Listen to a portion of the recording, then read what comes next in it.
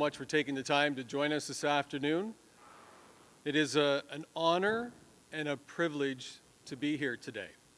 It's a special day and an interesting day for me. September 22nd is the day that my mother was murdered, and a memory that's long been with me.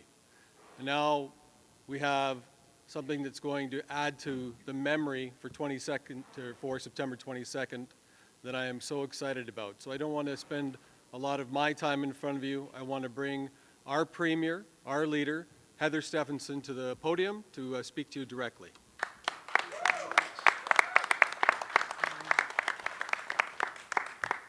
Thank you very much, Kevin, and I just want to welcome you here, also Carrie Hebert and Wayne Owasco, our candidates in the election, and of course Colonel Chris Hadfield and David Howard as well for being here today for this exciting announcement. I'm proud to be here today to support our veterans, the people who put their lives on the line for our freedom. They have our backs, and progressive conservatives believe that we should have theirs. People who serve this country and protect our freedoms should never be left to fend for themselves. Yet veterans are more likely to suffer from homelessness. It's time that Manitoba dedicated an office specifically to help veterans access the resources that they need. That's why a re-elected PC government will revamp the Military Envoy Office by investing $1 million annually to create a Military Affairs Secretariat.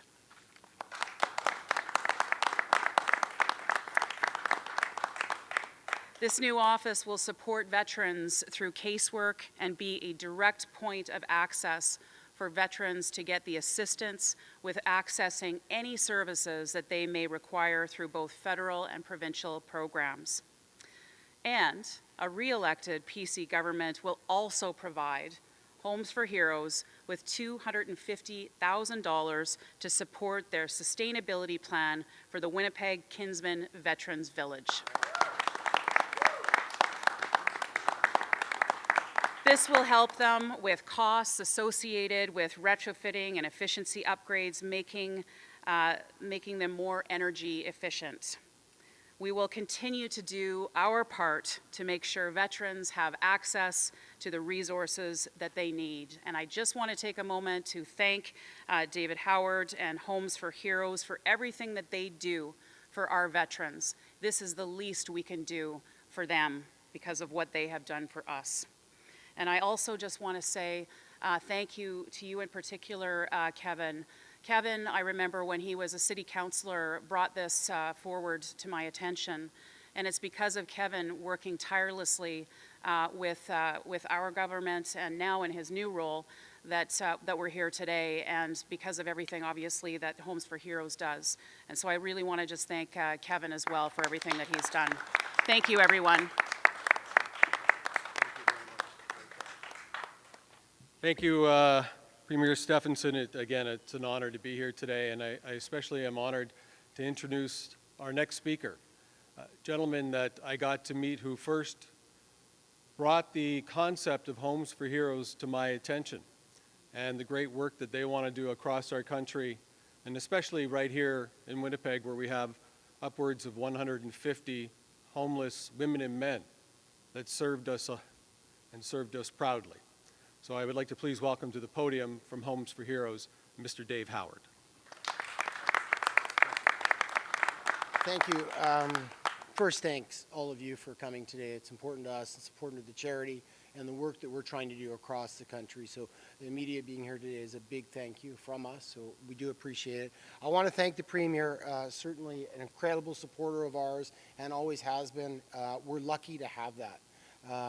We can't build without partnerships.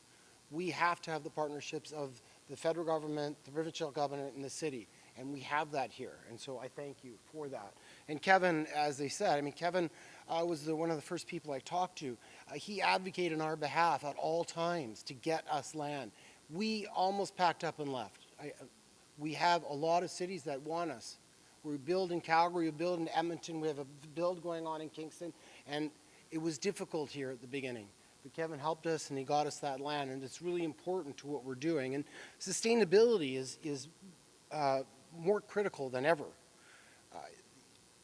and even so more in building homes. Now more than ever, it's essential to consider the impact of your actions on the planet, individually and as a community. Our plan aims to reduce the environmental footprint through the construction of tiny homes and build energy-efficient product. We'll be redeveloping the Transcona parcel of land into a unique tiny home veterans village. Our program focuses on helping our unhoused veterans transition back to civilian life. We do that by individual programs for our veterans. They work with our social workers. They work to get out of the situation that they are in. So we get them from the street into our villages with help, with support, with wraparound supports that are here in the province already. We get them back to transition to civilian life with jobs, with more permanent housing. This is what we're able to do, and we're having success. We have a village in Calgary, we have a village at Edmonton, as I said, and Kingston and Winnipeg now. I mean, I am so proud of this community. This community loves and adores those that have served. We see it every time that we're here. It's an incredible history that is here in Winnipeg. We're lucky, we're thankful to be part of this program. Again, this is a big day for us. Tonight, Colonel Hadfield is here. He supports us, and it means a lot to us. So I'm rambled on, but I thank all of you, and I will bring Mr. Chris Hadfield up. Thank you.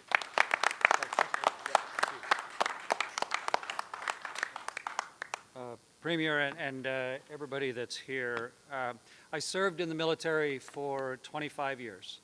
I lived in 6 different provinces across Canada, including Manitoba. I served abroad for the majority of the time, representing our country somewhere else.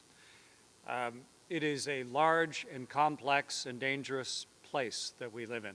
I've been around it 2,650 times, and from orbit, it looks incredibly gorgeous and worth doing everything we can to protect and sustain. But it's also a place of great interhuman contention. And that manifests itself sometimes to the point where, as history has taught us, we need to be able to defend the things that are important to us. And that's true of the Canadian military. And often now I have strangers come up to me and say, thank you for your service. And I take it 2 ways. I'm very grateful to be thanked for the time that I served. But often I don't think people understand what they're actually saying. When someone commits their life to being a member of the armed forces to defend this country against any threat, they are signing up in order to give their lives. And there's not many jobs that we might call service otherwise that include that as part of what is expected. And so that level of commitment needs to be met with that same level of respect and thanks and assistance when people eventually retire from that service. And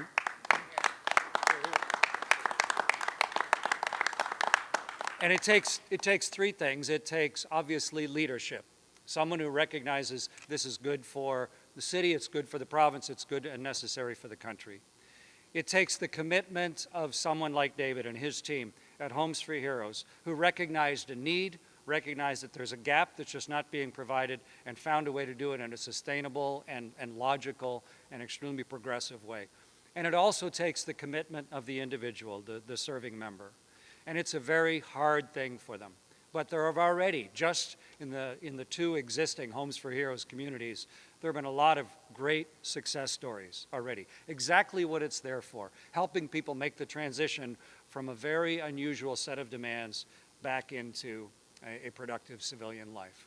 So I'm really pleased to be part of the gala tonight. I'm very pleased to see the level of support, but I'm even more pleased to see that veterans that really need it here in Winnipeg will have a place that will help them transition. So thank you to everybody that has allowed that to happen.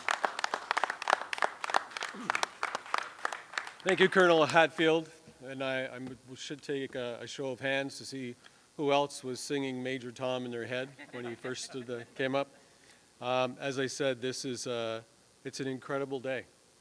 It's something that we have been working on passionately, and I'm honored. And I really can't say enough to our Premier for her support on this when trying to meet with other government officials at the city level. I couldn't get those meetings, but our Premier, with one call, sat down and had that meeting. And then we got David into that office, and here we are today.